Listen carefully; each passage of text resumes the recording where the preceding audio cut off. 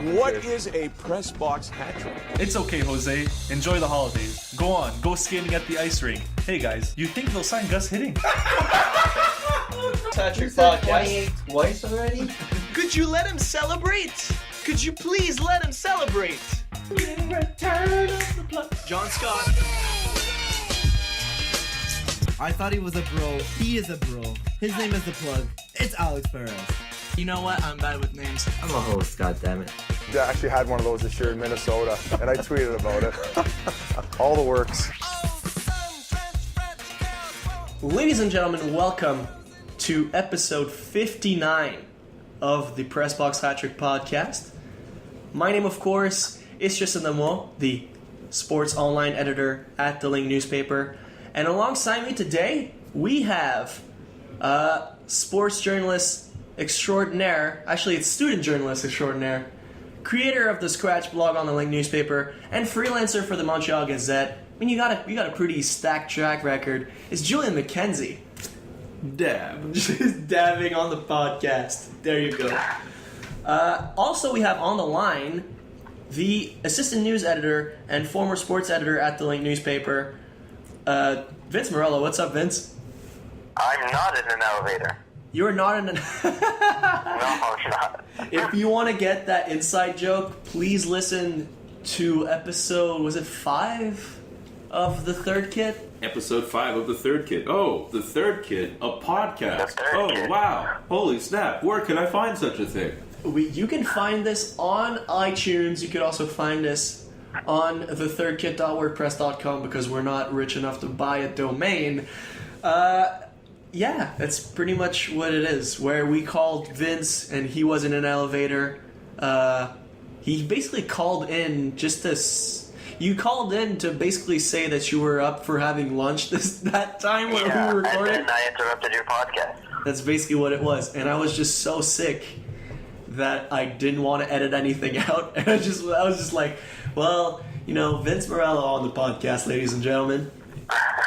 So yeah, we have here at the Link, me and myself and Alex Perez, the sports editor, have a soccer-specific podcast. So for all your soccer needs, just listen to The Third Kit. But for this podcast, we're talking about mostly rugby and hockey. We're talking about, on this podcast today, we have the newest member of the Concordia Stingers coaching staff, assistant coach of the women's rugby team, and current head coach of the women's rugby national team, Francois Ratier, who was kind enough to allow us to interview him before practice. He's doing a little one-on-one with Concordia rugby phenom Alex Tessier.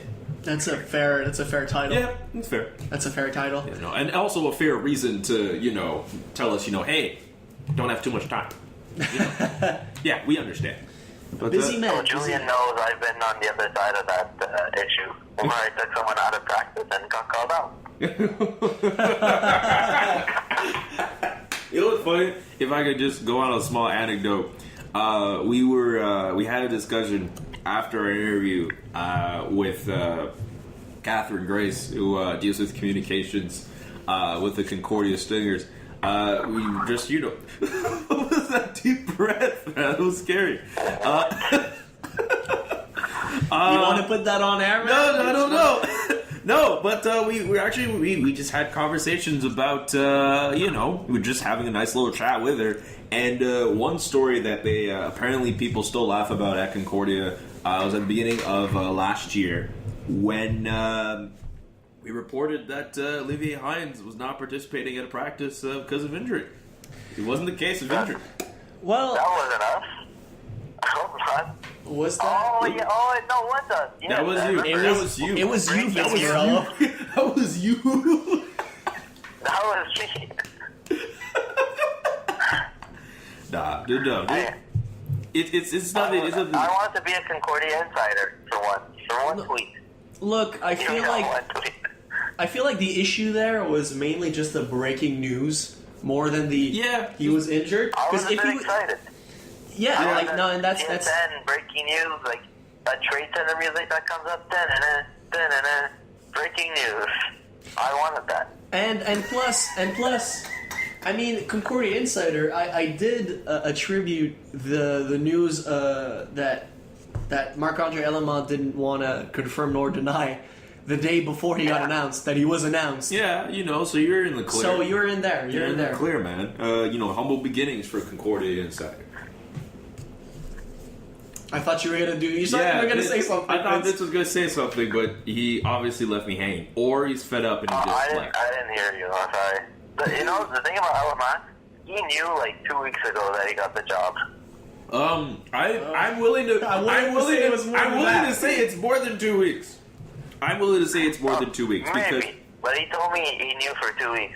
Okay, so he knew for 2 weeks because as we understand it, him and Olivier Hines are very tight, and obviously we weren't exactly certain about whether he was coming back. We did say it looked as if he wasn't coming back. Then he did come back. Let's just say that one influenced another. Yeah, that's pretty much what we're going to go with. So before we talk more about Marc-André Élément and his return as the head coach, permanent this time, of the Concordia Stingers. Good guy, I'm happy for him. Let's take a break and listen to our nice little interview with the assistant coach of the Concordia Stingers women's rugby and head coach of the national team program, François Ratier.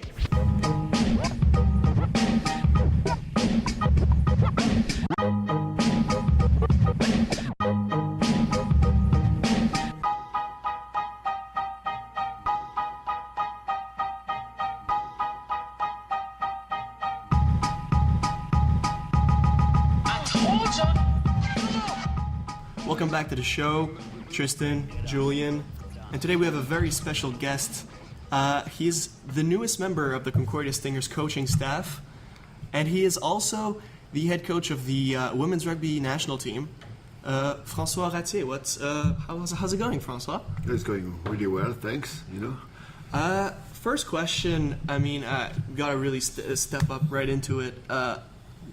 How did this come about? I mean, you're going to be working as an assistant coach for the women's rugby team, and you're also going to be coaching the women's national team. Yeah. So how did this opportunity come about? Well, I'm coaching the national team since 2013 now. We already did a World Cup in 2014 where we finished second in the world, and we are preparing the next World Cup was in August 2017 in Ireland. So I'm living in Montreal. That's where I'm based.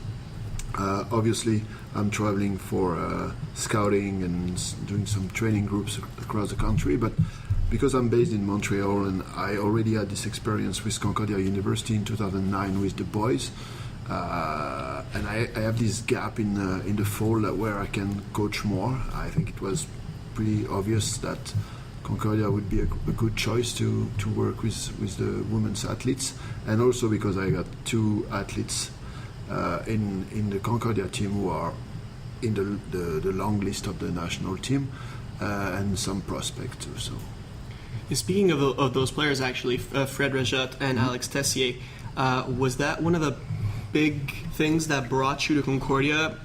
There's a lot of universities here. There's Université Montréal. There's McGill.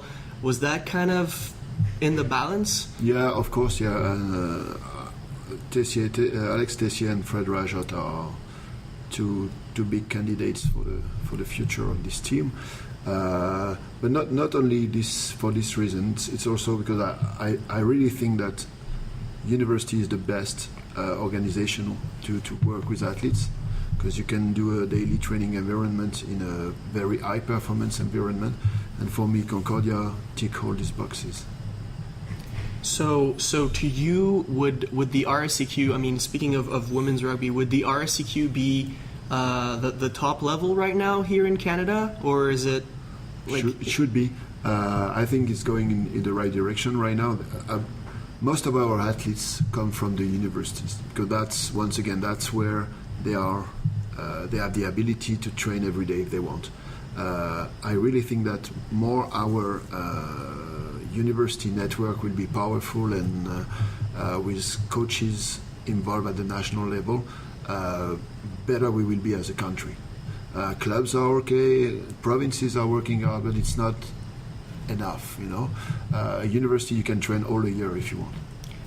If I could ask, so what will your role as assistant coach? What exactly are you going to be in charge of with the team? Are you looking at talking with Spike? So Graham McGravy, I'm going to be in charge of the attack and defense. So pretty much improving what they're already good at, offensively and defensively. So I've got some ideas, but I need to. Obviously, to know the players way more to make sure that what we want, what we try to achieve, fit with the players we have and their skills. And so you were talking about how obviously the two players that already play for the national team. You were talking about some prospects. Mm-hmm. Now, do you think your presence within Concordia's setup could make you, I don't know, find some more players from Concordia, or down the road, if you end up staying in this position, maybe incite more women's rugby players to join Concordia? I don't know. It's a good question. No, I don't know. I just try to do a job here was more focused on what they're expecting from me, like improving the attack, improving the defense. The big picture doesn't belong to me. I'm already the head coach of the national team, and I know all the players across the country and across the world, like the best ones. So I know exactly what we need to be world champions. So if I knew that we had 15 international players in Concordia, I would know that already. So I'm not expecting anything from this year. And after the World Cup in 2017, I will have probably to move anyway to continue my coaching, because I'm not sure I can stay in the province. I'm here since 15 years now, but working in the daily work as a rugby coach is hard, so I don't know. But to answer your question, if it can help some players to join Concordia, great. But if it's for me the opportunity to see more good players, and especially players from Montreal or playing in the league, great. It's a win-win situation. Since this isn't your first go-around as a coach with Concordia Rugby, is there anything you've learned from the first time you're coaching, even though you're coaching boys, is there anything you've learned from that first time that you can apply to this time? No. That's fine. That's fine. That's okay. That's fine. No, I'm joking. I've learned a lot between 2009 and 2015, but not only from my experience with Concordia. I've traveled all around the world. I've already coaching in a World Cup environment. I just finished with 3 months with the national teams with the men, because I was an interim coach when they fired the other one and they recruited the other one. So I was in the middle, and we did the American Rugby Championship with male. And I come from this environment first. I joined the women's team in 2013 because they were looking for a head coach position, and I was really interested to do that. And I discovered another word. What is completely compatible was the other word. It's the same coaching for me. I don't see any difference. I've learned a lot, but not only from my experience with Concordia in 2009, but for the all other experience. In other words, rugby is rugby. So rugby is rugby. Yeah. It's all a question of fitness, skills, and vision. Like if you don't have these skills, it's hard. And so you were mentioning, after the 2017 World Cup, that you didn't really know what was in your future. My contract is ending at the end of the World Cup, so with Rugby Canada. Concordia is for this season, so after that everything is open for me. But I will have to figure it out before, obviously. But like you said, you have a pretty impressive track record. Second place at the Women's Rugby World Cup in, I think it was in 2013? 2014 in Paris. And I remember this World Cup where everyone was like, it was a buzz around about how the we team heard about was doing. That. No one really cared about us the year before, and we were traveling all around the world to get prepared. And we said to people, "Hey guys, we're going to perform. We know we're going to perform. Yeah. Let's see before." And when we reached the semi-final and we beat France, in Paris, and reached the final, then it started to buzz. But before that, You know, nobody cares. Is it frustrating? No, No. it's funny. It's Because you can't expect something else from people. They get interested in things when it start to work, not before. It's not frustrating, it's just human nature. I mean, we've been saying it a lot on this podcast that Montreal is a bandwagon city. I don't know if you're familiar with the term bandwagon. No, but where if a team or something is doing really well, No, now people will just jump big on the time. train. I'm living in Montreal since 15 years, and I completely agree with you guys. Yeah. Well, which is interesting that we say that, but with speaking from a local point with Concordia, we've also said that the women's rugby team has been one of the more successful programs at this school, but no one really puts as much support towards them as opposed to like football. It's kind of the best kept secret in the campus, where they're just like the best team, but no one really knows. They kept us secret too for a year before. No, it's cultural. I'm not frustrated because I know exactly where we are, and I come from France. I moved 15 years ago, and France is soccer. Now it's rugby and cycling a bit, and some handball maybe, but that's it. When you come to North America, and especially in Montreal, it's hockey. Hockey is everywhere. What is normal? It's just cultural. Then you got football, because it's North American sport, baseball, basketball, soccer now, because it's like worldwide. Yeah. Everybody can play soccer. You need a ball and a wall, and you just smash the wall with your ball, and you just play with your dog. And then you got all the other sports where rugby is, But what people should realize is the seventh version of rugby is an Olympic sport, and the 15th version of rugby is doing World Cups. Like, everybody around the world can see your performance. So men and women. So if I was an investor or someone who's going to market that sport, I would be very interested to see how I can help to develop that sport and make it more famous in North America. And while you're mentioning sevens rugby that is gonna feature in the Olympics for the first time, rugby sevens is insanely fun to watch. It's like the most fast-paced thing. It's fun to play too. It kind of, it comes back to. We interviewed Eric Perez, the CEO of the Toronto Wolfpack, and he was kind of saying that rugby is kind of hockey on grass. I feel like sevens rugby is the thing that's the most similar to hockey because of the fast pace. And I think this will probably stick around here when people watch it. Yeah, it's a obviously different version. It becomes more and more a different sport too. The ball is the same, but then some type of athletes can't play sevens because you need to be extremely fast and endurance. But I think the two versions of this rugby can survive, and with different audiences and different public. But the thing with sevens is you know the murder really quickly. After 7 minutes, you pretty know who's gonna win. In an 80 minutes game, there's sometimes more time to find who's gonna win. So it's two different public, two different type of. Both can survive to that. Now, to bring it back to Concordia, you've said, we've got a pretty interesting track record. Obviously, you went to the finals in the Rugby World Cup. The year before, you said you performed a lot, which Well, we had a good year. Yeah, we won the Nations Cup. We won the Can-Am's Cup. So the finalist of the World Cup.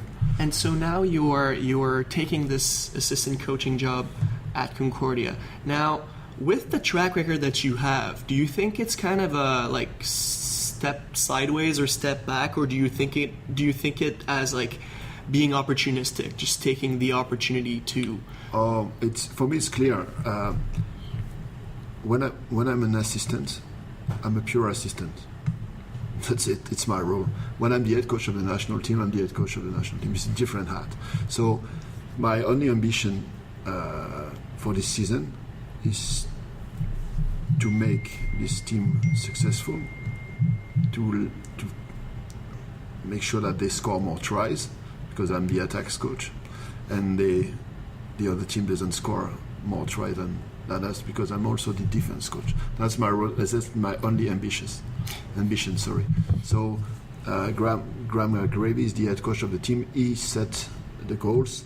He knows where he's going. Me, I'm a part of the solution. I hope that's it. I'm no real strategy behind that. If you're saying that you're going to help Concordia score more tries, RSCQ teams, watch out. They better watch out. They better watch out. Especially if you're still going to have Tessier and Raja that you're just those two but score a lot. we can't put all our eggs on the same basket. You know, really successful rugby team, and I think it's the same for other sport, is when you got a threat from everywhere. You know, you can't have just one or two or three threats on the field because they are also targets. You know, if you know that the other team has 3 good players, the only players you're going to target is the 3 players. But if you got 15 players who can make the job, it's better. So my role would be to improve that too, in a short time, obviously, because it's very short season. It's 2 months. Now I know time isn't on our side. I know you have a practice to catch. I mean, we kind of ask this question to everyone that kind of deals with their sport. You know, you coach the national team, you know, Rugby World Cup, whatever. What to you is the state of women's rugby in Canada right now? How would you evaluate that? It's good. It's growing. It's the most growing sport in Canada right now, women's rugby. So obviously some of them will go to the 7, some of them will stay with the 15. But doesn't matter. It's the most growing sport right now. So the state is good. What we try to improve across the board is our core skills to make better rugby players. And the core skills are tackling, passing, kicking, and attitude in contact. So if we can be better all across the board, so universities, of course, should be the leaders in that. All across Canada, we're going to be a better nation for a while. So that's also a part of my role when I'm involved with this kind of organization. Behind that, it's also making these athletes better for the national team one day, or for the next guy who's going to take care of that. So yeah, that's.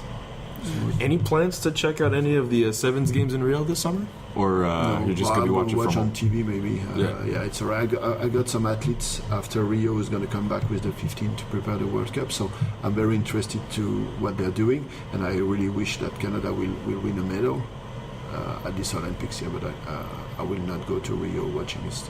Do you prefer? Dangerous. Sorry, not to cut you off again, but do you prefer 7s or do you prefer 15s? 15. 15? Yeah. Yeah, Well, I'm a dinosaur. That's fine. That's fine. Purists? No, I like No? I like 15 for the reason I told you before. It's an image. Say, it's longer. You know, you can. Would you rather have 15s at the Olympics?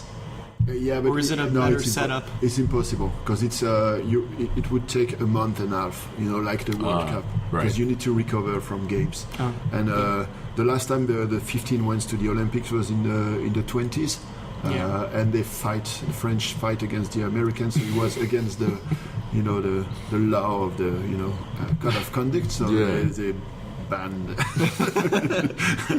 the American one. So to be honest, the last Olympic champion in rugby are the Americans. The Americans? Yeah. Oh, I didn't know that. Yeah, It's a nice piece of trivia. All right. Well, a busy man that'll be busier by this fall. François Ratier, thank you very much for doing this. Cool. Good luck with Concordia, with the national team, and with the future endeavors wherever it may be. Cool. Thank you very much. Thanks, guys. Ladies and gentlemen, base. And we're back on episode 59 of the Pressbox Hat-Trick podcast. Again with you today, Tristan, Julian, and Vince, the OG Pressbox Hat-Trick. OG PBHT. This hasn't happened in a while. Tristan, I would like to know, if we had to be sponsored, who would sponsor us? Like, what would that commercial break be sponsored by? Tim Hortons, because at this moment right now, Tristan and I are both drinking. Actually, you know products from what? Tim Hortons. I would really like Second Cup to sponsor us. No. Doesn't someone at the link office works at? I don't like Second Cup. Tristan knows that we argue about our coffee taste. So I'm a second cup guy. So why do you... Vince is a Tim Hortons man. So actually, if you don't mind, just having like a brief. I'm more of a homemade latte kind of guy. I don't like second. I just don't like the homemade is good. Homemade stuff is always good. I'll admit. Homemade stuff is always good, but why else would you have Tim Hortons over second cup? We need the arguments for either spot. Tim Hortons is cheaper. That's it. That's it. I thought you were gonna fight. For like this morning. Coffee is better than second cup. Okay. Look, this morning. Tristan's like, oh. You know what? This morning, I was at Second Cup at near Loyola campus. For those of you who know, I really like this place. To be honest, like I know this is free publicity, but I really like that Second Cup on Sherbrooke West. And like I felt fancy. I went with the soy latte because trying to stop milk for many reasons. But Second Cup gives you that option, whereas Tim Hortons doesn't really give you that option. Oh, no kidding. Yeah. But I will admit that recently, good people, good coffee. I feel like that's half of the job, to be honest. But I will admit that I really started to enjoy Dunkin' Donuts coffee because there is one near where I live. I know there's not a lot in Canada anymore. I know I'll be going. I'm going down to Vermont this weekend, and I'm definitely going to stop by Dunkin' Donuts. Hey. I love their coffee. No, it's really good. What? I do it. It's really good, Dunkin's Donuts coffee. So Second Cup, Dunkin's, or Tim Hortons, if you want to sponsor don't us. sleep on McDonald's coffee. That one's really good too. I feel like a sports podcast being sponsored by McDonald's is a cliche now. Well, the Olympics were sponsored by McDonald's. Yeah, but I feel like everything is sponsored by McDonald's now. Yeah, but also like the Zika virus is going on in Rio, and I don't know if they're going to necessarily stop to that. Just like where were you going with the McDonald's and the Zika virus? I had something. It failed. I'm sorry. Jeez. Where were you going? Damn it. You know what? I'm sorry. It's fine. I'm sorry. Right. I have nothing on the Olympics or McDonald's. McDonald's is a fantastic place. All right, let's cut to the chase. We've known for a week now that... Was it a week? Yeah. A week now that Marc-André Élément... About a week. That Marc-André Élément got his interim tag taken off, put a permanent tag on him. So, initial thoughts on the new signing / re-signing of Marc-André Élément as the new head coach of the Stingers. Let's start with you, Vince. I'm going first. Yeah, let's start with you, Vince. Yeah, you're the dude who's charged with this stuff. So. You're the Concordia Stingers men's hockey insider. Yeah. Yeah? Oh, big title. I hope I could get that on the lower third one day. No, it's a good... I've advocated for keeping Élément. It's not unknown that I want him to come back. He's a young coach, as cliche as that sounds. They're a young team, more cliches. But he could grow with the program. The contract, when the application was up, it said was for 5 years. Élément said he couldn't confirm or deny that, so we don't know. But if it is 5 years, you can have a 5-year plan. You build a team, build a program, and if they start winning, hopefully soon, it's self-sustaining. If you're winning, more players are going to come to you. The only thing that they need to change is their defensive system. It doesn't really limit the shots against Concordia goalies. As we both know, the Concordia goalies aren't the greatest. So I think there's definitely room for defensive improvement, and hopefully you can learn that soon. Do we have any news on their coaching staff as of now? I mean, it's totally possible that they change. Their assistant, when I spoke to him, he wasn't sure. One of the assistant coaches from last year is having twins, so he's questionable for this year. So that's fair. Julian, your thoughts? I did not cover men's hockey as extensively as Vince Morello did, but I did get the opportunity to interact with MA on... can I call him MA? I'll call him MA for this. Marc-Andre, I did have the opportunity to interact with him on several occasions, and he's a really nice guy. A young coach, Concordia is starting to follow. Well, I saw this coming from a while now, but Concordia is really buying into the young coach approach. This is a guy who's only 31 years old. He's only a little bit younger than. He's only a little bit older than us. Funny enough, but it seems I get the impression that a lot of players like him. Judging by Olivier Hines, he shared the news that Élément was coach. He said, "Great news. He seems to like it. He seemed to have liked Élément when we spoke to him on the podcast here, and that's an important thing going forward to have your leadership core, even if it's just one guy, be fond of the coach." Whether he'll make more. I mean, he had a good start last year. Gave him a huge point improvement over the year previous with Kevin Figsby. Definitely, they need to make strides in recruiting if they want to continue making that improvement. They're not going to. They're not going to remake the wheel overnight and be the super team, but it's a promising start. And plus, what you said, Vince, about the possibility of growth, and if it is a 5-year deal, I mean, we know. College hockey is not the same as a QMJHL or a midget AAA or even National Hockey League, where you draft players, you scout players, and whatever.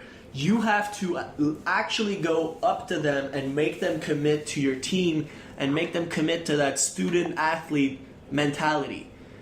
That's a little more difficult to do, and I feel like with the long term, if it is a long term contract and he does grow with the team, he will get to know that kind of hockey deal and that kind of college hockey deal, and not only be a better coach, but a better college hockey coach in the process. So Vince, any thoughts on that? No, I definitely agree. Like you said, college hockey is definitely a different game from everything else. They don't practice much. They play a maximum twice a week. It's a different game, and the athletes have to get used to it. And the fact that he played 5 years with the Concordia Stingers proves that he knows what it's like to be a student athlete. So that helps. One thing I want to ask you, Vince, did you get a sense when you were talking to Mark that, two questions actually. Did you get a sense that did Mark kind of clue you in on any changes he would do to their practicing habits, off-season training habits?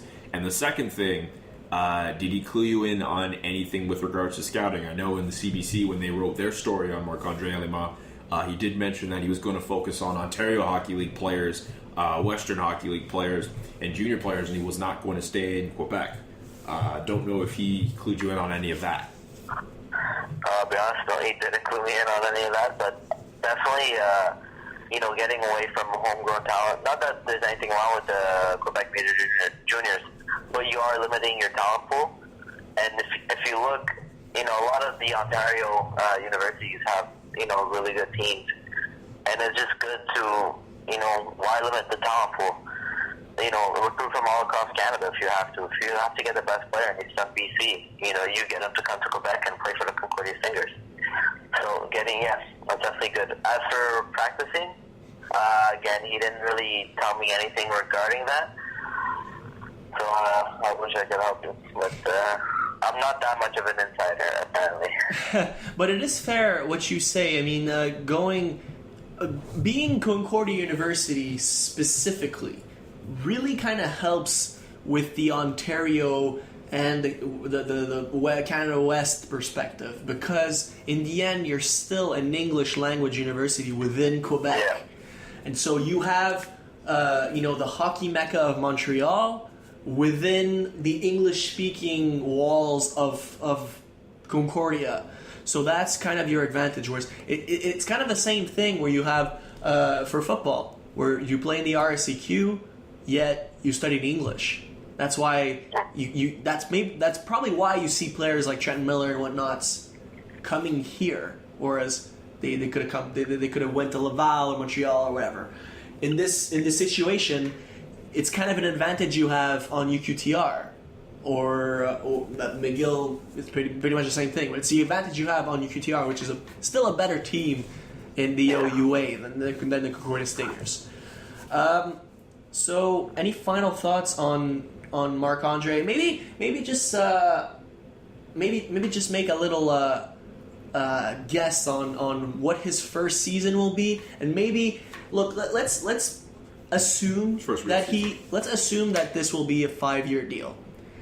So my question to you, Vince, what do you think Marc-Andre will be able to do next season, and where do you think Marc-Andre will be at? What the program will look like in 5 years? So for next year, I'll make a safe prediction. I say they make the playoff, obviously, and they're eliminated in 3 games instead of being swept. In 5 years, I mean, he has to win at least 1 playoff series. Yeah. Or else, we need the team needs success. When's the last time they won a playoff series? 2001. He needs to win a playoff series. Yeah. Will he be? Let me pull out a hot take from you. Will he be in 5 years' time? Again, assuming that it's 5 years. Will he be better of a coach than Kevin Figsby, former coach of the Concordia Stingers, will have been? That is a hot take. That is a hot take. I mean, Vince would have a better handle on this, and whoever you guys get to cover Hockey next year will have a better handle on this. The one thing I want, because think about it, if we're going to assume that Marc-André Élément has a 5-year deal, there's no one at this point in time that I have seen or has jumped out at me, or the name has jumped out to me, it could be wrong, that I'm looking at and I'm like, all right, Marc-André Élément is going to go through this program with this guy as his focal guy, his face of the franchise, whatever. This is the guy he's going to build his team around. Hines is the guy who's going to be there now, and that's the it. thing. It's kind of sad in a way where his first year as the permanent head coach is Olivier's last year. He's going to be his last year. Yeah. So after that doesn't help. Yeah, so he's going to have this year, and this will probably, he has to do everything he can to see if he can win a playoff series.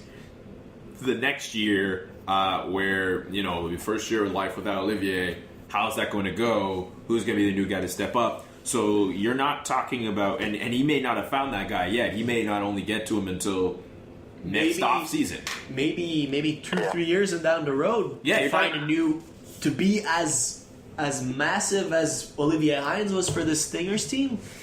Might take a little while. I think if anything, during that first 5-year contract, he has to find a way. He has to keep trying to climb up in the standings. He has to win at least 1 playoff series. If he wins a playoff series, I think his job is going to be safe after the 5. And if he wants to come back, at least 1 or 2.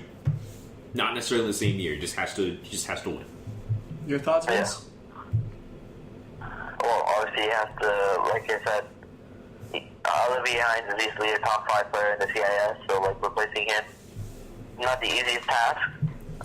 For Élément, I think he probably needs to work on spreading the wealth a bit more, finding, not to sound like Daniel, but get more depth. If you get 2-3 guys that aren't as good as Hines, or maybe just a tier below him, that helps the team out. Yeah, definitely. Should we transition? I know you want to talk a little about the Raptors before we go. Mm-hmm. The Raptors, I would like to apologize.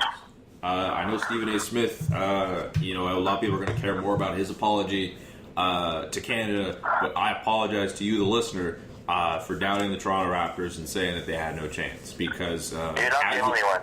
Well, no. And here's something else I will bring up. I am not the only one, but I am mad enough to admit I did not give them a chance, because at this time of the podcast, I think it's pretty much safe to say, you consider the shelf life of these podcasts, it is 2-2. It is still, no matter when, either this week or whether after, if you listen to this and it just happens to be after Wednesday, that's when Game 5 is, the Raptors will still have a chance in this series. And the fact that they have a chance in this series is more than a lot of people were going to give them credit for. Well, I thought they got swept for sure. A lot of people said they were going to get swept. Tristan was saying that he gave them 5 games. That was more or less around what I was thinking as well. I thought they were going to win Game 3, and then the Cavs would have taken care of the rest. Yeah, no, and if that was the case for Game 4, maybe people would have already been dismissive of the Raptors again. There you go. But the fact that they were able to win their 2 home games, and the way that they won both of those home games, outstanding play on the part of guys like Bismack Biyombo, Kyle Lowry, and DeMar DeRozan, that's just outstanding for me. And this team has gone through an outstanding playoff run. I've never seen this from no one's ever seen this from the Raptors. They've never been this far. Before this series, they never won a conference final game. This is just. I've never had this much fun following an NBA playoffs in a while. Me neither. Actually, I think we were talking about this. Was that last year? That the NBA playoffs were more interesting than the NHL playoffs. Well, Yes. I think it was last year. It was in the. It was in Not the. even close. It was in the famous episode where I said, "Let him celebrate." Let them celebrate, yeah. No, you're right. I think that's true. There was some interesting some series. There was a year where they had all those buzzer beaters. It was like 2 or 3 within like how many days. Also, what helps this year is that like for the first time since 1970, there's no Canadian teams in the NHL playoffs. So everyone most people in Canada are diverting all of their attention to the Toronto Raptors, considering they're going so far now. Like, you know what's crazy? The Raptors are playing and they're doing their thing. And then I just kind of check my phone. Oh, wow, San Jose won. They're like 1 game away from the final. Yeah. But Toronto's absolutely buzzing right now. Well, absolutely. Toronto's got the juice right now. They've had the juice. They won the lottery. The Raptors are balling right now. Speaking of lottery, the Toronto Raptors, conference final team, have a top 10 pick in this year's NBA draft. Number 9, right? Number 9, yeah. Hey, Julian, Yes. Julian, I have a question for you now. Okay. Is the buzz in Toronto and Canada bigger now for the Raptors or for the Blue Jays last year? I feel like the Raptors are up there. It's different. I don't know. I think it was a little bigger for. That's a good question. Look, because the Jays. You're talking about a franchise that hadn't been to the playoffs in over 20 years, and they made it. And then that first round series with Texas. It was some of the most dramatic baseball I've ever seen. That 7th inning will go down as probably the greatest inning I've ever seen played. And like, it was so great, they had like a whole 1 hour special about it. And it was so crazy about it, Jose Bautista had to get punched in the face in retribution after. Look, I mean, with the way the Raptors have been playing, and I mean, that's a whole. You're seeing all these different people in Toronto just getting really excited. You know what's really just as fun as watching a Toronto Raptors game is following Toronto Raptors fans on Twitter go through the up and down roller coaster of a fourth quarter, losing the lead, and being like, "Oh my goodness!" But J-Mac, that's a good question. Let me speculate. Let's say that Raptors win Game 5. Yes. Raptors win Game 6. They win the series and they go to the NBA Finals. If they win Game 6 in Toronto and they go to the NBA Finals, is this moment more or less amped or just like more that electrifying than the bat flip? Yeah, I think I would have to think. I mean, the bat flip is amazing because that caps off like the greatest inning. But I mean, the Raptors, who have been starved for success for years, to go to an NBA Finals when no one gave them a sniff. Come on, that has to beat it. That has to beat it. Let's just other. Yeah, the other would make the NBA Finals. Are you kidding me? Like, I mean, think about it. This is a team that at the beginning of the playoffs, if they won a playoff series, that's a success. That was a success because they haven't won a playoff series in years. So the fact that they're at this point now, they are 2 games away from being 4 games away. That's like one of the most amazing things ever. Let's picture this. They are 6 wins away from an NBA championship. I mean, that's not to say they. You know what? I was about to say that's not to say they're going to win, but I mean, at this point, I'm not. I don't want to be the idiot and be all like, dismiss them again. If you beat the Cavaliers, there's one more team to beat, and that's Golden State. Also, here's one other cool thing. Here's one thing that's really cool. Up in Canada, we're talking about Toronto and their chances and how they've been surprising everybody and we the other and all this stuff. That's really good. We the other. I get that. And some people are kind of mad that, you know, in America, they're like, oh my God, Cleveland has all these answers. They have to do what does this do for LeBron's legacy? But we haven't talked. But I think that's an interesting question to ask. If LeBron James and the Cleveland Cavaliers lose to the Toronto Raptors in this series, what does this do for LeBron and co? I mean, sure, they'll come back, but like, you know, with LeBron every year, it's championship or bust. And this is a guy who has made annual trips to the NBA Finals since like 2010, 2011? Yeah. And the Raptors are the ones to stop it? And you know how people keep comparing NBA players. You're like, oh, LeBron is great. Oh, LeBron is not that great. How are people going to debate LeBron James? And I love LeBron James. What is the impact? We have more discussions on the impact of LeBron James's legacy if the Raptors defeat the Cleveland Cavaliers. Well, let's just say that. Gosh, we were talking about that off air. That's crazy. And yes, the Raptors are number 2 seed, but everyone said the Cavs should be able to beat them. To me, a Cleveland ring is worth maybe double a Miami ring. Well, of course, because with the weight that this has. Absolutely. If LeBron and co loses that series to the Raptors, I feel like the hope for a Cleveland championship really takes a nudge. Cleveland has to go in the offseason and retool like crazy now. Because you lose last year to the Golden State Warriors, which is understandable.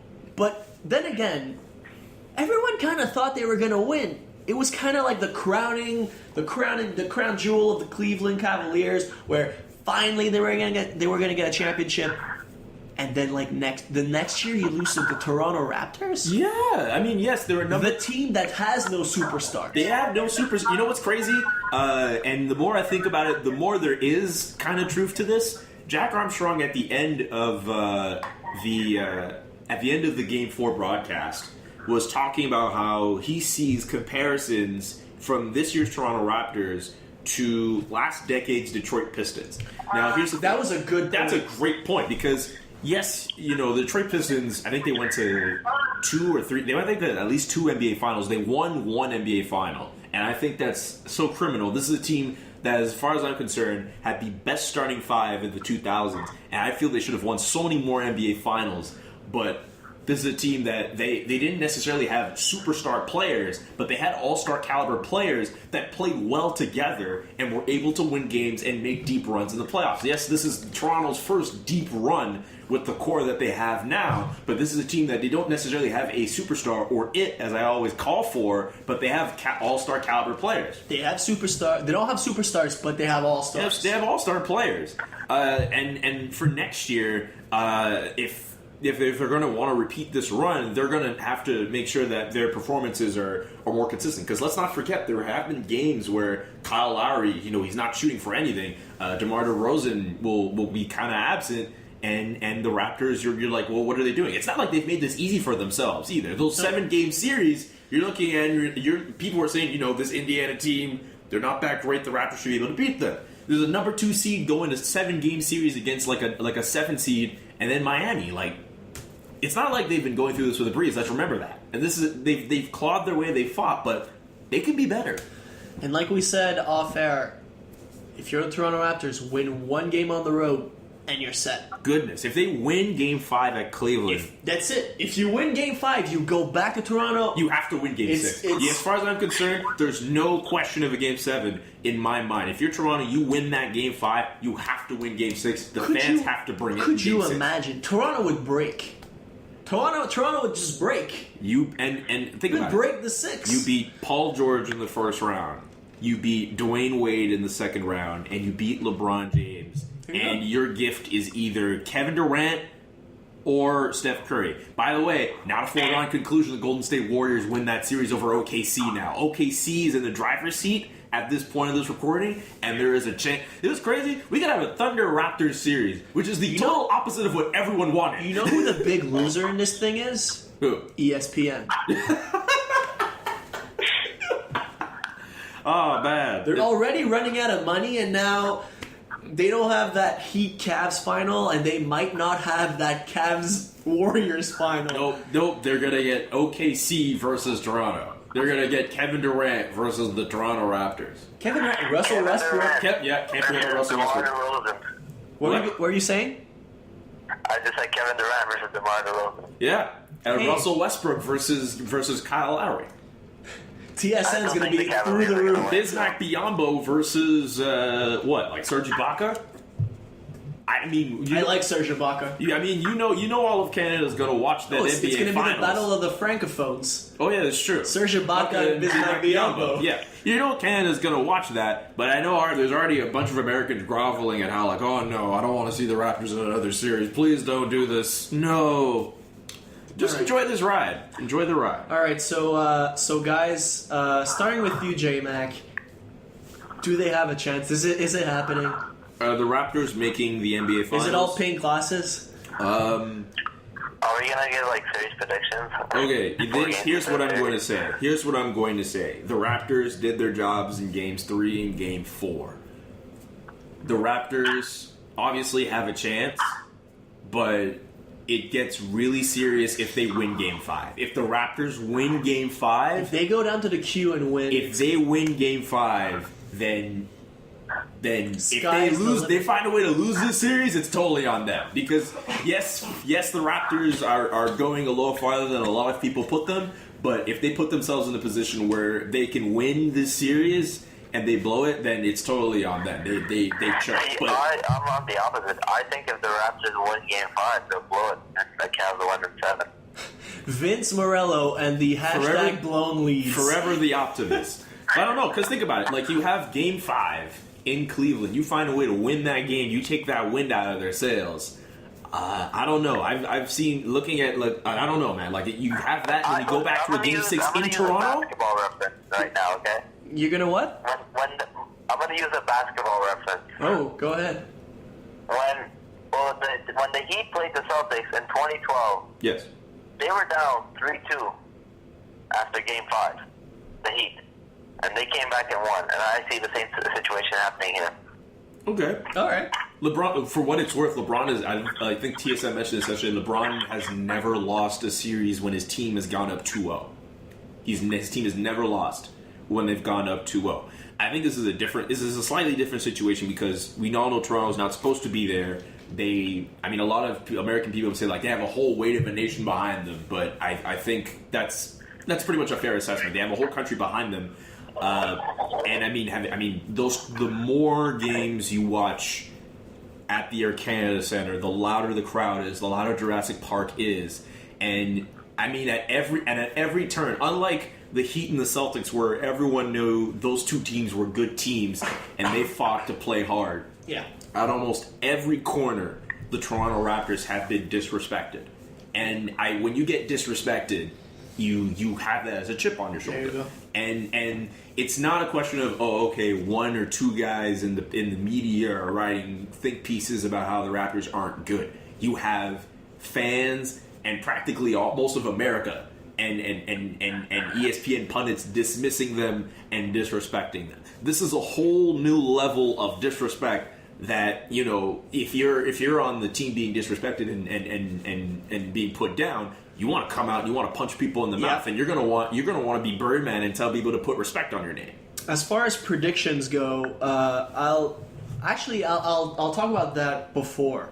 They had TSN had DeMar DeRozan post game, which, by the way, I feel like DeMar DeRozan hates the post game interviews. Yeah, I feel like a lot of people I think they find a ways to talk to so many people before, after. It's crazy how many people. Again, I'm not a fan of the journalist who actually does the post game interviews for TSN. That's just it's just me. It's just to my taste personally. That being said, there was that one point where DeMar said they've been doubting us all year. They've been disrespecting us all year. We're used to it. We don't really care. We don't give, to be honest. And I feel like that's the thing that has to stand out. As you said, no one thought that they were gonna get there, yet they're there. Yep. As far as my prediction goes, I don't think any of these teams will lose a home game. And I feel like that's why the Raptors aren't gonna go through. Right. If the Raptors go down to the queue and win a game, they've got the series. I think so too. I have reason to believe if they win Game 5, they will win Game 6. And if they lose Game 6, they're losing Game 7. There you go. It's all about momentum. It's all about momentum.